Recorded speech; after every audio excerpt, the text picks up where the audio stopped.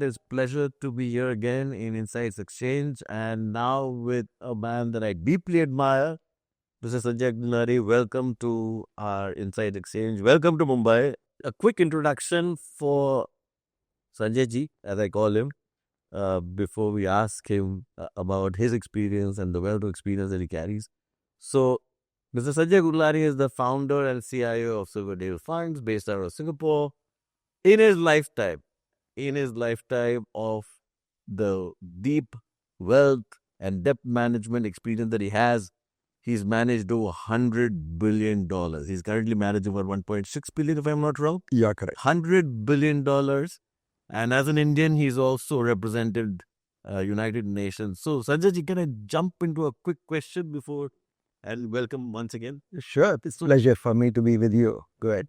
So tell us something about yourself, because if I don't want to steal the thunder, because people would like to know about you and your 34 years of experience in the bond markets and all about the $100 billion. And I know you also did the first FDI deal and a little bit about tariff deal. So why don't you tell our viewers something about yourself? Sure. So thank you very much once again. It's indeed a privilege and a pleasure to talk to you all. By profession, I'm a chartered accountant, cost accountant, company secretary. I'm a Sloan Fellow from London Business School. But the only thing I've honestly done in my life is basically in terms of investment.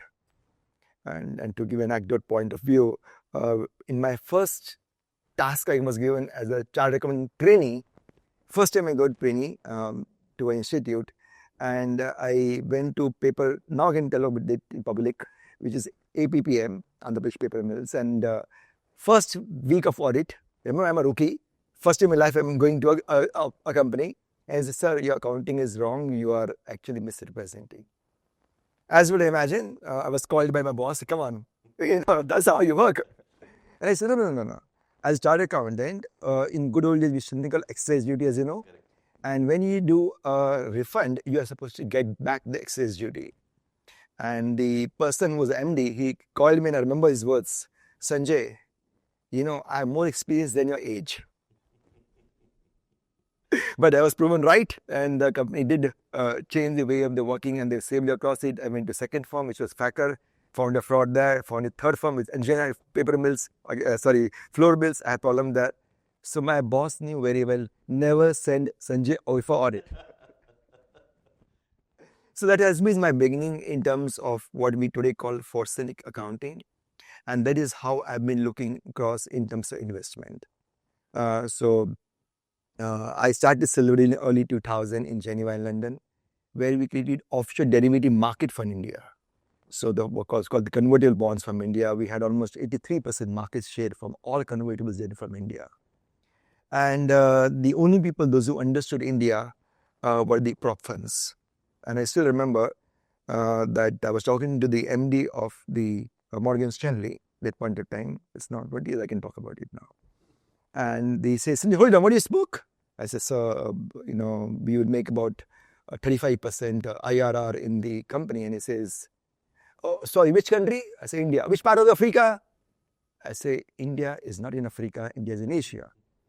And I remember he gave me a superlative word and said, Bagar, if you don't know that much, that India is in Africa, I don't want to invest into you. And my answer was it, sir, India could be in Africa. Yes. But look at the investment. And of course, we got a joint venture with Morgan Stanley, and then with the Goldman Sachs, and then with Lehman Brothers. And that's where we did a huge amount of investment in South Asia. And the crisis happened. Lehman got bankrupted, and I thought I need to go back to Asia to understand what the hell they did it. So I came with exactly a sooty. Remember good old days, a laptop with a sooty to put this. For 3 days I go to Singapore and come back. So I'm still stuck in Singapore for 17 years. And the only thing we do is fund management. Of course, I had the privilege of representing India at United Nations. I have a privilege of being in Government of India boards. As you mentioned, I was on the UNCTAD board in terms of one of the first, what you today call the multi-taxation treaty. It was basically tax treaties that time, but those things that we did it. I have also a privilege of being a guest lecturer. Even today, I'm a guest lecturer at Singapore Management University. I teach at NTU and And US, SP Jain in India, I've been teaching at IIMs and stuff like that. Lovely. Great. Great. No, it's really a pleasure to be having you here, and the exchanges that we've had over the past has really made me admire you. So let me jump into my first question, and for our viewers. So with your view sitting across and looking at all emerging economies, developed economies, so what's your view or what's your forecast, so to say, about the fixed income world in next 12 to 18 from a global standpoint?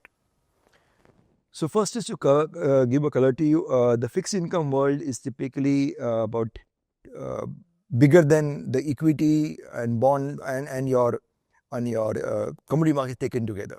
Correct. Right. So we're talking about a market which is about $311 trillion. Wow. India's GDP is about 4 trillion. Just in perspective. Just it's like so that's a huge market we're talking about. And everybody in the civilized world is a fixed income investor. When you use credit card, when you put money into bank deposits, you are doing a fixed income investment. So that's a big picture point of view. Now, from the debt point of view, the bond point of view, the world's largest economy is US, but more importantly, US dollar is the basic plumbing of the fixed income or the financial universe for this, not the financial. Therefore, what's happening in US is determines in terms of the rest of the economy. Correct. Now, from the US point of view, the US GDP is growing pretty well. We're talking about almost 4% plus growth of GDP in last quarter. The first half 2026 will be fabulous because of the what's called OBBA, the one beautiful big bill or something which you should be very careful. Anything which is big and hairy, you should be careful. And the reason for that is that today from 1st January 2026, 100% of their capex can be returned to a P&L account. Correct. Which means the company's outlay on taxation will come down, which means more income for you. Similarly, there's no taxation on overnight payments and in terms of tips and sector out there. There is more than $100 billion of tax refunds. Right. Like in India, you do advance tax. So people in America also did advance tax, and now the tax has come down. So we'll get back the soldiers. Yeah, refund the sector out there. So give a color to you. We are talking about indirect fiscal stimulus, which is all very much in the lines what we saw in COVID times. Okay? So that's the reason why. But in the second half, people realize somebody has to pay the price for it. So the story will be different. Now, the US interest rate are determined principally by the inflation and the employment. From the inflation point of view, the inflation has come down from almost 9% plus in June 2022 to about 4.5% in December. So the first question people have is like, Sanjay, hold on. If US is putting tariff on goods, that's right. What we call in India custom duty, my friend, import duty. So the price of the goods go up. If the price of the goods go up, the inflation should go up. Logically. Right. But the fact is that the custom duty, the tariff is on goods. And goods constitute only 18% of CPI. Right. But the majority of CPI is services, and services, the biggest component is shelter. Shelter is a beautiful American name. Shelter basically tracks the rental with a lag of almost a year. Okay. So rental have come down, the shelter has to come down. And therefore the inflation is lower. The goods is only 18%. And this is 35%. And this is 35%. So 18% going up, 35% coming on. Inflation looks to be under control. Those math nobody explained to us. Thank you so much. Yeah. Now comes to the unemployment. Now the number of jobs created in US today is less than 50,000 per month. What was pre-pandemic? About 165 to 175,000. Correct. So if the job creation drops from 150 to 50, the unemployment rate should spike up. Absolutely. Right. Now the reason it's not spiking up is because unemployment is jobs by people, those who require the jobs. The denominator is getting larger because the immigration has come to almost standstill. And on top of it, we have 1,500 people being deported out of US every day. And on top of it, there were 10,000 Americans, which are dying out there. Correct. So The US taking off. yeah, the denominator is getting rogered, right? But the fact that the unemployment rate is still about 4.4 is okay. But this but is the single most important thing you should remember for next 2 years. And the but is whenever the job creation comes to 50,000 stroke lower, the US economy definitely slows down. Correct. And that is why the Fed chairman had done what's called insurance cut. Right? So from the outlook point of view, we have seen the interest rate coming down and the trajectory is towards down. Caution. Monetary policy of the Fed, the Reserve Bank of US, determines only overnight rates. Correct. All the rates are determined by the market. That's right. Which means the impact of monetary policy is up to 5 to 7 years. 7 to 10 we consider to be grey area. Beyond 10 is beyond the monetary policy. Why? Because even if the Fed cuts rate today, within 10 years it's going to increase it. So there's no point in trying to predict what's going to happen in 10-year rates based on the monetary policy. So this is basically saying, don't take a duration call. Absolutely yes. Not today. And also one more reason, which is very important. The long-term interest rate determined by the fiscal policy. Yes. Right? And the fiscal policy point of view, the US has issues, full stop. So we are talking about the fiscal deficit in the US to be about 6.4, give or take. Correct. What is the sustainable level of fiscal deficit in US? About 4%. 2% being the inflation, 2% being the real growth rate. So now important question. If it is 6.4, what does it mean? If it was you and me, we'll get bankrupted. Yeah, because fiscal deficit is nothing but difference between your income and expenditure. But the countries don't get bankrupted. What happens is that they will come to a standstill, like was what we saw in Japan, where for almost 35 years, the perspective is zero growth. And that's something which all Americans, including President Trump, understands it. So the reason why he's been propagating the tariff, one of the most important reason is to bridge this gap. He has a huge gap to do. Huge gap to do. And remember, 70% of the gap is because of the commitments in terms of pension and social benefits, which he can't change. Right. So what is left is only two things, which is basically in terms of the expenditure. And that is what he's trying to pressurize the European sector to put more money on defense sector, that the outlay for them can come down. Right? And real level left is highly tiny. So he has to now increase the revenue portion. That's what he's doing to do by tariffs. The key takeaway to you is that from the fiscal deficit point of view, we do not expect fiscal deficit to come down anytime soon. So be careful about long-term bonds. Yeah. Like you say, duration is very difficult. Say your part. Very good. So when you look at the US and when you look at India, so what do you see, I mean, especially when you look at bonds and the corporate bond space? I know you and I had a chat on this earlier, but why don't you talk to our viewers on how do you see this huge difference in India, let's say in corporate bonds versus US? Let's say, how is it different in terms of the corporate lending behavior, the liability profile, right, of corporates when it comes to bank lending versus lending from the capital markets, so to say? Would you care to allude on that? See, on a scale of 10, India is still very nascent. I would say about something like 3.5. So it's a long way to go. The Indian market, we're talking about something like about 3 trillion. And the global market is 300 trillion. So very long way to go. And out of this 3 trillion or market we're talking about, roughly 70% is GSEC. So the actual market is very tiny. And that actual market is tiny. Majority of the bonds are held by banks and by the insurance companies and pension funds, which highly trade. So real liquidity in the Indian market is very, very thin, which is a couple of most important implications from the investor point of view. Number one is that because the liquidity is thin, you need to be you can't issue the bonds of various tranche and various types of that, right? So we have roughly about 17 different types of bonds, right? Like from simplified, like secured, unsecured, like which we talk in India, but we have first year, second year, we have senior unsecured, we have the 81s, 82, 83s, we have the of course similarly in terms of insurance companies are in all the things out there. So because of the market being very thin, the ability of the corporations to issue bonds is also limited. Like, now comes very interesting thing. US is the only market in the world where 80% plus borrowings by the corporation is done from the bond market. Very different from India. Yeah. In the developed world, typically it will be about 20-30%. India is not even 10%.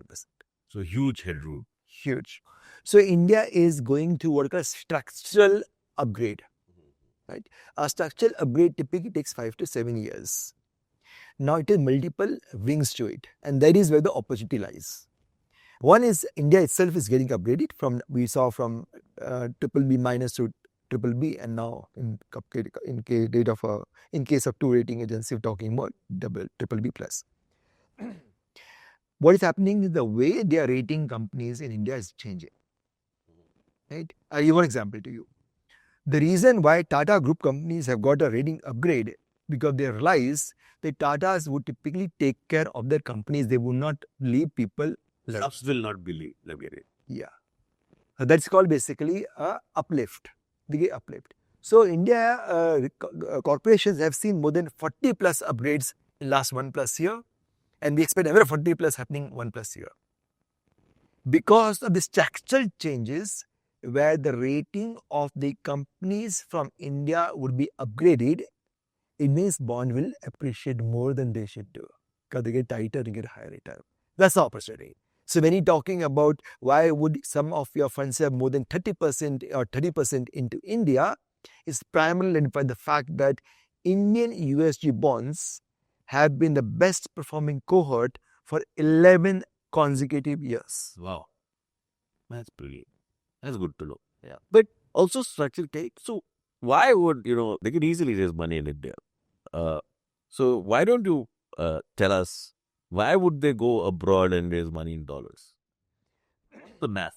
So maths for the corporation, maths for investors, exactly opposite. So let me go step by step. So as we mentioned, the key issue is that Indian debt market, depth and width is very, very limited. Right. So if you want to raise 100 million, 500 million is okay. If you have to raise 2 billion, even today in India, you cannot raise it. Right. So if you want to raise a larger money without moving your yields, you have to go abroad. The other reason why, and a better example to the Bharti Airtel, is that they were one of the first people to recognize this fact, and they issued bonds across the various tenor. So what's called basically curve. Now any corporation which has a solid curve, that bonds are maturing every year or 2 years, because strong the curve, they will elongate the duration.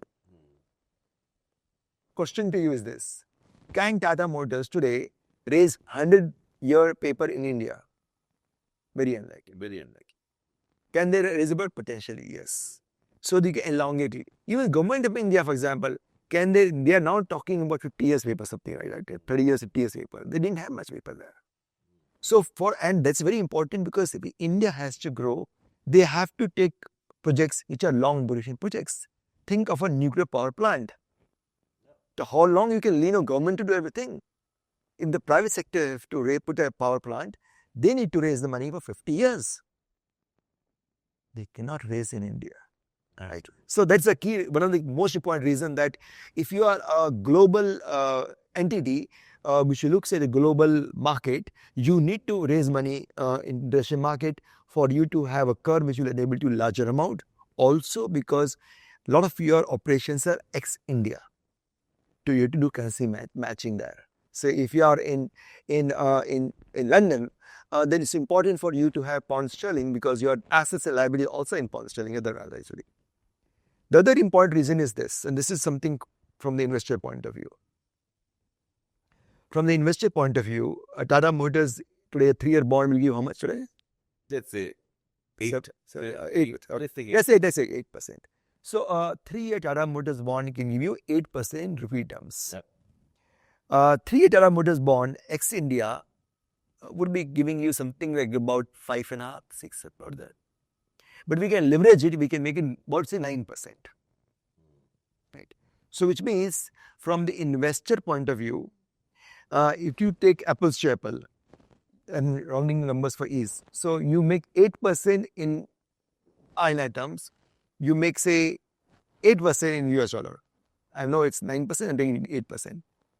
But in India, when you invest in Tata Motors at 8%, you have to pay marginal rate taxation, which I mean about 30% or? Yeah, 30% approximately. So 8% minus 30% of 8%. So you're left with 5 odd percent. Right. While if you invest into like for us, but Tata Motors with leverage or like Silverdale Target Return Fund, so Silverdale Target Return Fund is giving you about 8.5% US dollar terms, right? But there, if you hold for more than 2 years, you get long capital gains. Right. Now let's do the comparison step by step. We made 8% in rupee term in Tata Motors. After 8% minus 2.5% approximate in taxation, made 5.5% tip. If you put money into Silverdale Target Return Fund, you make 8.5% in dollar terms. You want to talk in rupee, you make about 11% because 3% is forward, right? Yeah. So 8.5 plus 3. Depreciation in the loop. Depreciation. You can do a forward for the two. So 8.5 plus 3 become 11.5% return. On that, you will have to pay, I'm not tax expert, but I believe 12.5%. That's a long-term capital gain, yeah. So 12.5% tax on that, which basically means your take home will be about 10+%. So from the investor point of view, if you love Tata Motors, rather than doing annual bond, if you invest through a fund, you could make almost twice the return. And there's an arbitrage which is there, and especially I think because India doesn't allow leverage, but yes, so that leverage makes. Yeah. So though both the aspects are there. Number one is a 3% free money. Yeah. Right. 3% free money because even if you don't take leverage, because of 3% depreciation, return likely to be better. And see, likely because see, if we're talking about last 8-10 months, looks fabulously good. Yeah. Rupee depreciated by 9%. But from 1991, on average, rupee depreciated about 4.47% per annum. That's right. And I'm talking 3%. So the key point is that even if you take a plain vanilla Tata Motors bond at 6%, I'm saying just for simplicity's sake, and you add 3% of it, still you make 9%. Absolutely. No, the man. Yeah. The Rokra man. That makes it. But so coming back to the Indian market and looking at debt, traditionally, that you've been in India, has that changed the asset allocation to debt, to bonds, in the Indian scenario, in the Indian diaspora, and then globally? Have you seen that change over a period of time? In your experience, has that been, so you said equities versus a debt is a contract. So now, has that changed? Have you seen greater allocation coming into bonds, fixed income, and direct bonds especially? Sure. So couple of points. One is I think would be the most controversial point today, which is that in long term, and for me long term is 25 years plus. So 25 years, 35 years, 50 plus 75 years. The difference between returns in equities and bonds is less than 3% per annum. And who wins? Purely point of view, equity wins. K-weight. With the risk which is twice that of bonds. Yeah, 2x. Yes. So that you get 3% more return in equities with 100% more risk. And this is across the 135 years of history available in the world and across any period of 35 years you take. Okay. That's very interesting for all viewers, I'm sure. Yeah. So it's called double blind test. You take the history of the world for 135 years, do a dipstick 8 times, take an average, which will give you almost 2 sigma level of confidence in terms of return, you should get it. So that's a maths if you want to know how it works. So, but if you leverage it, your return would be typically higher than equities.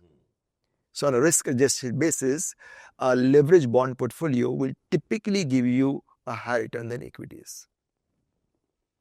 But let me explain step by step these building blocks. So, because after the great financial crisis of 2008, the interest rate were artificially suppressed.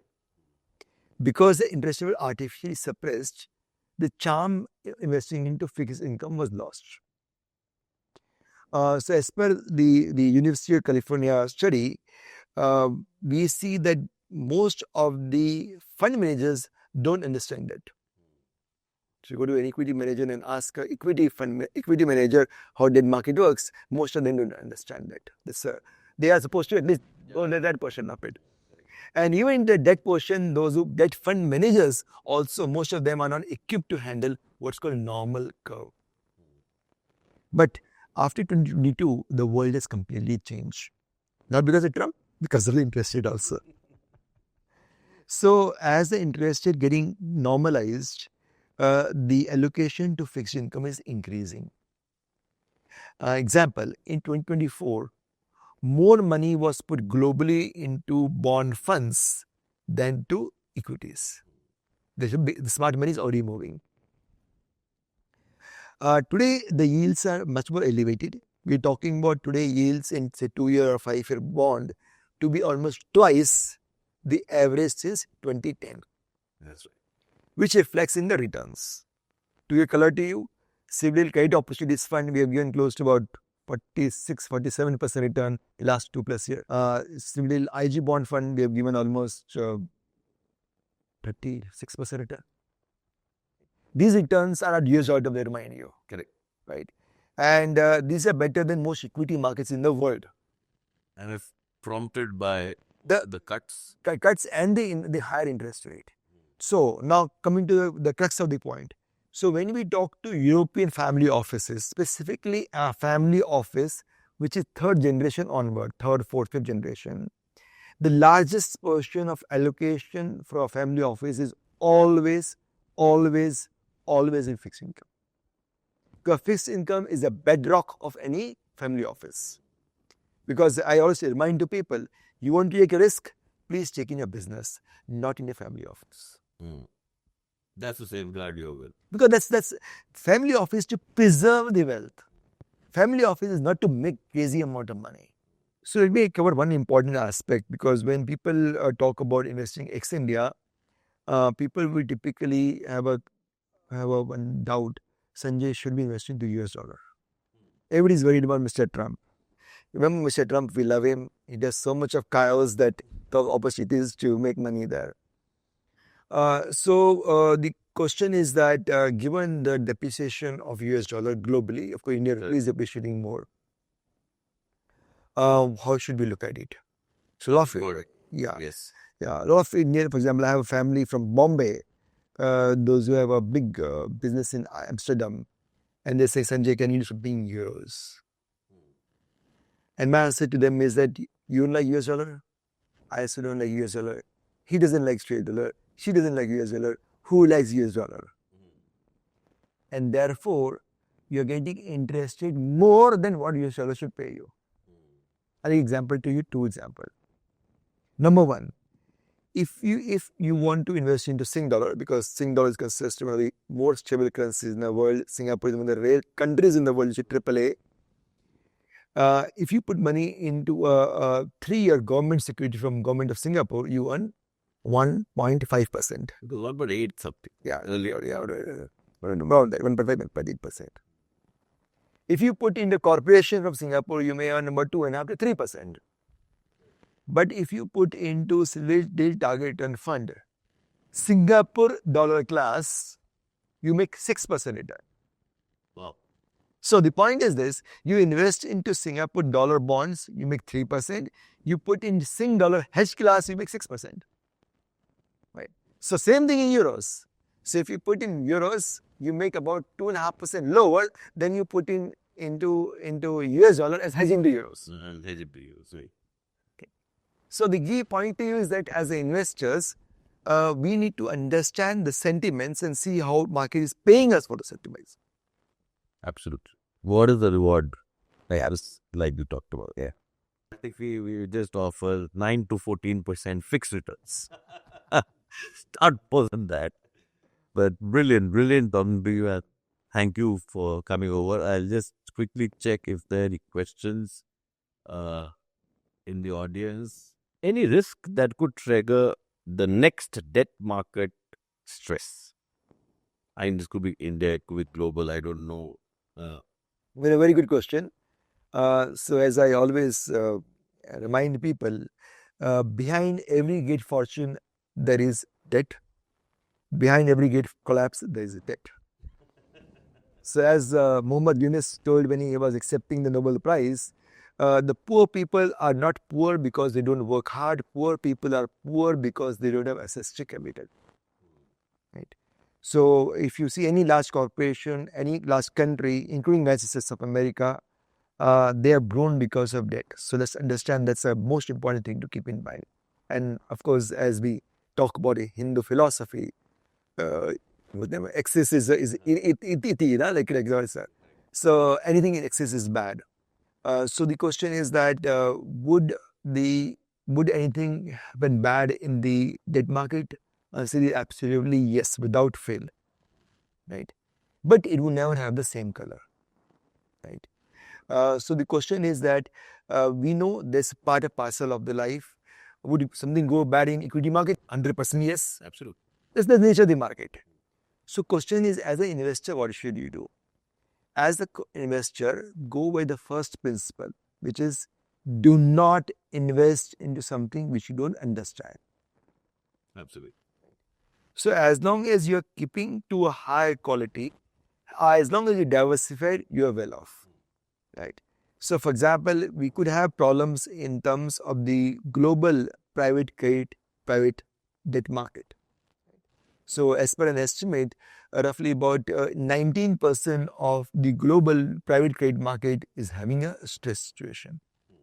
Remember we talked about high quality of the high yield universe. Correct. So the question is that where did the capital companies go? The companies which couldn't raise money publicly raise money privately and call it private credit.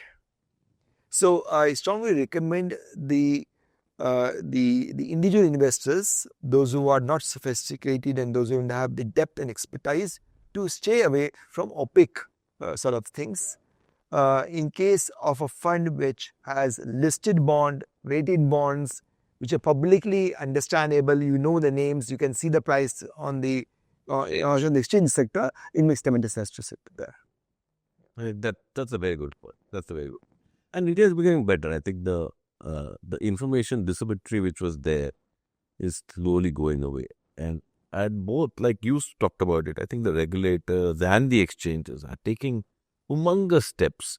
For example, I mean, in the budget this time, there's 100 crore leeway given for municipal bonds. That's something which we've never heard before. So stuff like that, total return swaps are being offered. The government is talking about market making framework for liquidity, something that we spoke about. But I'll just jump to a second question from the audience. You've tracked Indian credit markets closely. What is one thing about India's bond markets that others consistently misunderstand? Difficult to say about the one thing misunderstand. I tell you which are the key problems why the Indian market is not the most favored market by ex-Indians. I'll be clarified to you. When we invest globally, we do understand currency risk. We know how to manage it. So currency depreciation is not something which we are worried about. Right? Beyond that, what is there which hinders Indian market to grow? The biggest problem is the fact that the Indian taxation and Indian regulations. So question is that what did government of India do that things change? So for a small portion of government of India debt, they agreed to basic covenants basic way of working, which we globally understand. First and foremost is that when I, as a doctor, I'm now talking being head of a foreigner. If a foreigner was to invest into India, please do not ask them to understand Indian law. Say, I'm investing into India, give me Connect, my work is done. What is this concept of TDS which exists in India? You don't understand. Why should we file return in India? I don't understand. So we have invested in 30 countries in the world.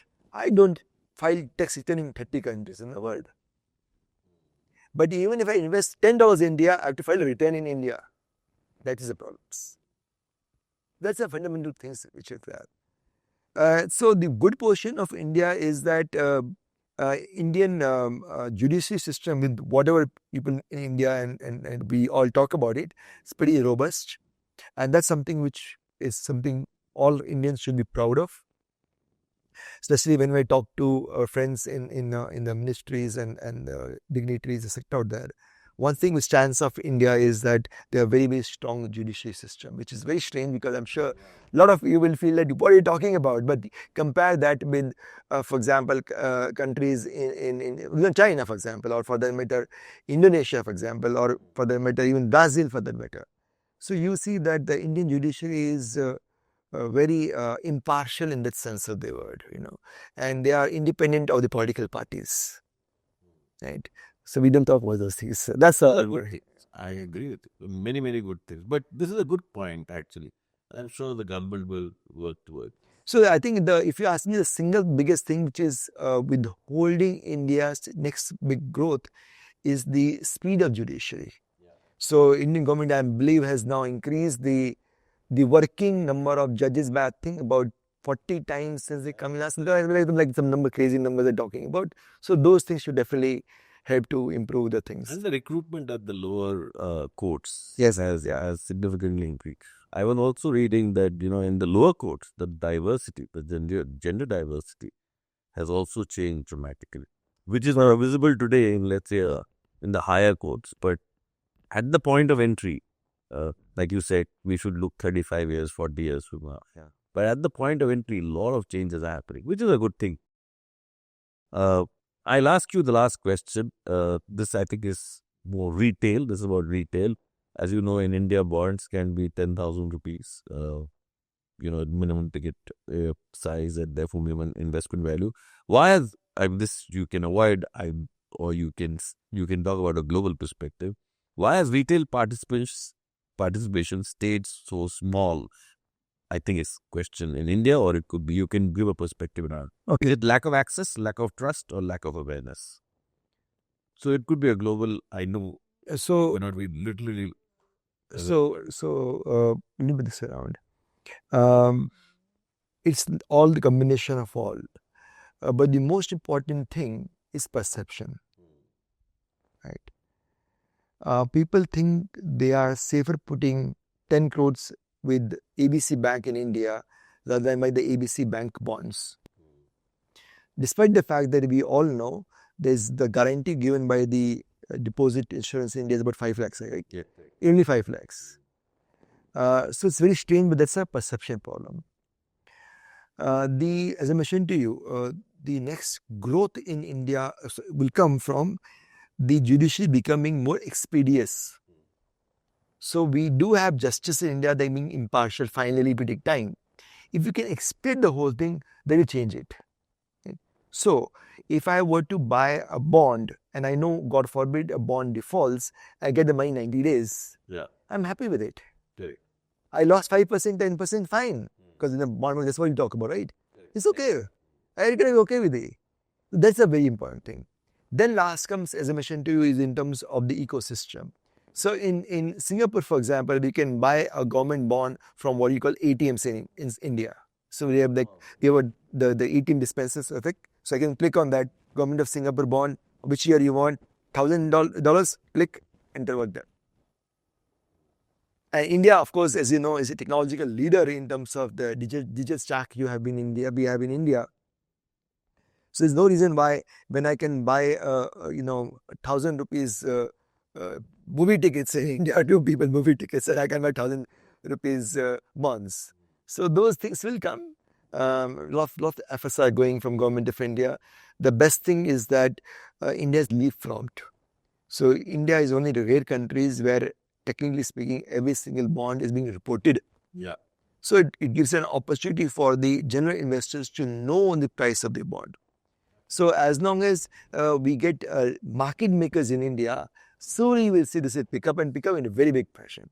Because there's no logical reason for you to put money with the banks when you with the same bank bond you can get a higher return. Right? So suppose I have to put money for 6 months. I can buy a 1-year bond in theory for the bank and sell after 6 months and get a high return. Yes, there is return that could fluctuate by 1 to 2%. I say, look, if I make 3% more return, even bond price falls by 2%, I'm okay. I'm still making more money. That will come gradually. Right. Yeah. But it will come. Yeah, but I think, like you said, it should be kept in mind that you should always invest in the products you understand. Absolutely. As you understand the product, you will invest. But yeah, in India, it has democratized quite a lot. I think more is coming. I think the standardization, transparency, and now liquidity is and will prompt the bond market. But Yeah, the key thing is that we the framework for liquidity providers. correct. That's the stumbling block. So that once that comes into play, you will see a lot of concept. Yes, you're right. And that's probably why in this budget, for the first time, and we've seen a market making policy being proposed by the finance minister. I think that's a big push. In fact, there was a market outreach done by the SEBI chief 2 days back on making bonds one of the investment avenues for people who understand, of course. So I think that's happening. And like you rightly said, awareness, knowledge is key. But thank you, Sanjay. Pleasure to have you in our office. Pleasure to have you in India. And thank you so much for the insights that you shared. I think I have learned a lot, and I'm sure our viewers would enjoy as well. Thank you so very much. It's my pleasure. Thank you. Thank you.